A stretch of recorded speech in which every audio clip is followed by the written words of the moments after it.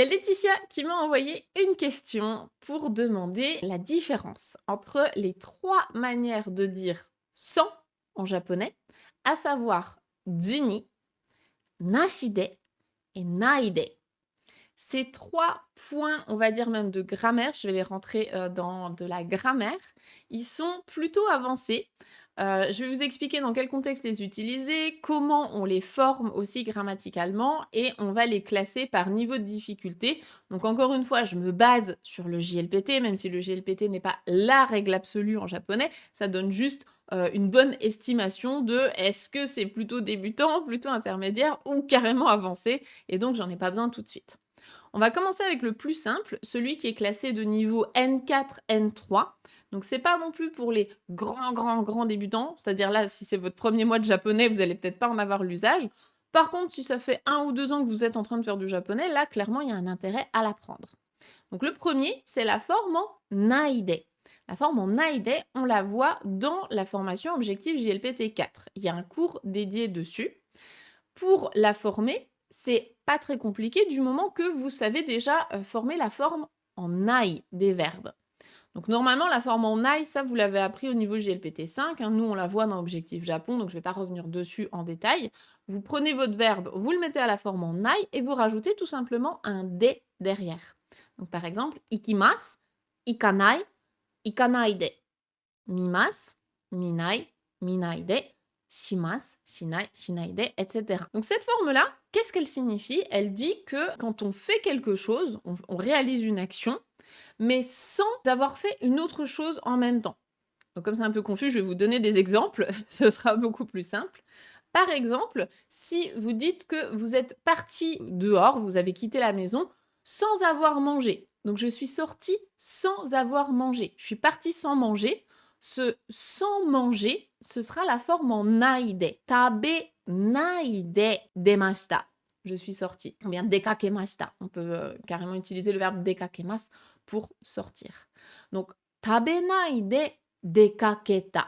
Je suis sortie, j'ai effectué une sortie sans manger. Je suis partie de chez moi sans manger. Autre exemple qui peut être aussi parlant, si d'habitude vous lisez le journal avec vos lunettes et là vous les avez enlevées, vous avez lu le journal sans vos lunettes, hein, sans avoir mis vos lunettes, vous pouvez dire donc megane o kakenai de, sans mettre mes lunettes, shimbun o yonda. J'ai lu le journal. Donc j'ai lu le journal sans mettre mes lunettes. Donc réaliser une action sans en faire une autre, ça c'est la forme en aide. C'est la plus facile des trois, c'est celle que vous allez rencontrer normalement en premier dans votre apprentissage du japonais. Maintenant, niveau un peu plus élevé, qui est classé en général en N3, c'est la forme en zuni. La forme en zuni, on l'a déjà croisée pas mal de fois, je crois, dans les contes qu'on fait en lecture sur Twitch. Donc c'est chaque mercredi à 20h. Vous avez plein de replays sur la chaîne YouTube que vous pourrez aller voir. La forme en zuni, c'est la forme en aïe, c'est la même construction, mais le nai va se transformer en zuni. Donc en vérité, c'est l'équivalent un petit peu de la forme en aïe, mais plus formel. Ça va s'utiliser plutôt à l'écrit, justement. On l'utilise pas mal dans tout ce qui est lettres, courrier, mail, etc. Quand on veut être plus formel que à l'oral. À l'oral, ce sera plutôt la forme en naide, justement pour remplacer. Donc, je vous donne quelques exemples. Déjà, comment on la forme. Ikimasu, du coup, devient ikanai, ikazuni, hein, on enlève le nai, on remplace par zuni. Mimasu, minai, mizuni, sans voir. Et shimasu, shinai, attention, sezuni. Vu que shimasu, hein, je vous rappelle, c'est un verbe, c'est une exception en japonais, c'est un verbe irrégulier. Donc quelques exemples, peut-être un que vous allez beaucoup entendre, c'est sans abandonner. Donc le verbe abandonner, est-ce que vous le connaissez? C'est akiramasu, akirameru. Akiramenai pour sa forme en nai. Et là, du coup, on a akiramezuni. Sans abandonner. Akiramezuni. Gambaro. Faisons de notre mieux. Ou bien gambarimashou. Faisons de notre mieux, version plus polie. Autre exemple avec la forme en zuni, Si vous voulez dire: «Franchement, là, j'ai juste envie de rester chez moi sans aller nulle part. J'ai pas envie de bouger». C'est un peu moi cette semaine, je suis fatiguée. Ce week-end, j'ai juste envie de rester chez moi. Donc si je veux l'écrire, on va dire de manière un petit peu plus formelle, je pourrais dire donc: «Doko ni mo ikazu ni», sans aller nulle part. «Doko ni mo ikazu ni», ie, bien, uchi ni itai, j'ai envie d'être chez moi. Ie ni itai, uchi ni itai. J'ai envie de rester chez moi. Donc cette forme en zuni, c'est la même un petit peu que naide, mais en plus formel, plutôt à l'écrit.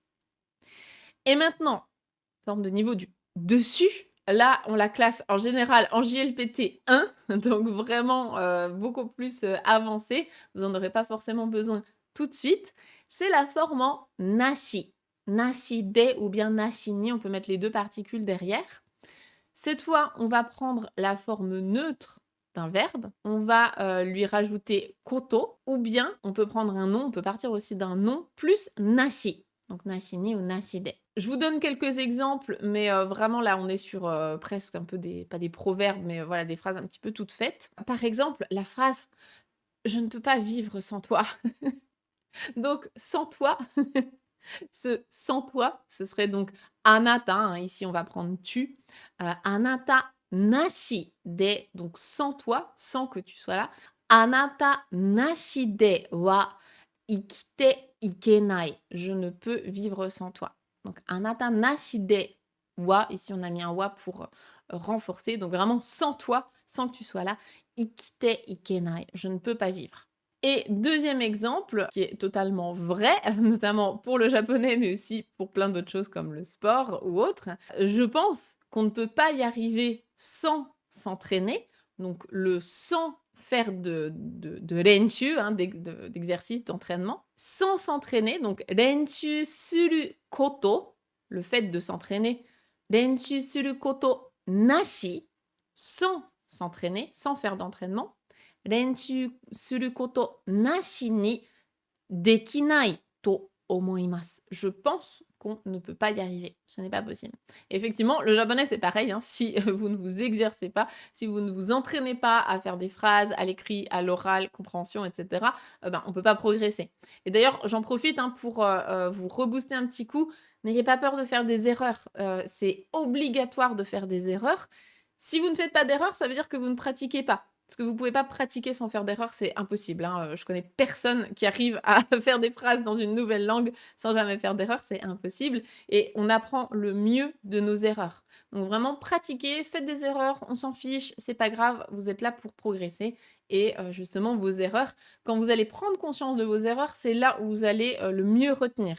Donc vraiment, allez-y, pratiquez. N'ayez pas peur. Je trouve qu'on se met beaucoup de barrières un petit peu en se disant: «Oh là là, si je fais des erreurs, c'est la honte, c'est grave, c'est machin». On s'en fiche, hein. Moi, j'ai fait des erreurs pendant des années avant de prendre conscience que: «Ah tiens, ça c'est une erreur. OK, bon bah voilà, on progresse comme ça en fait, hein. On se corrige au fur et à mesure». C'était le petit moment, reboost.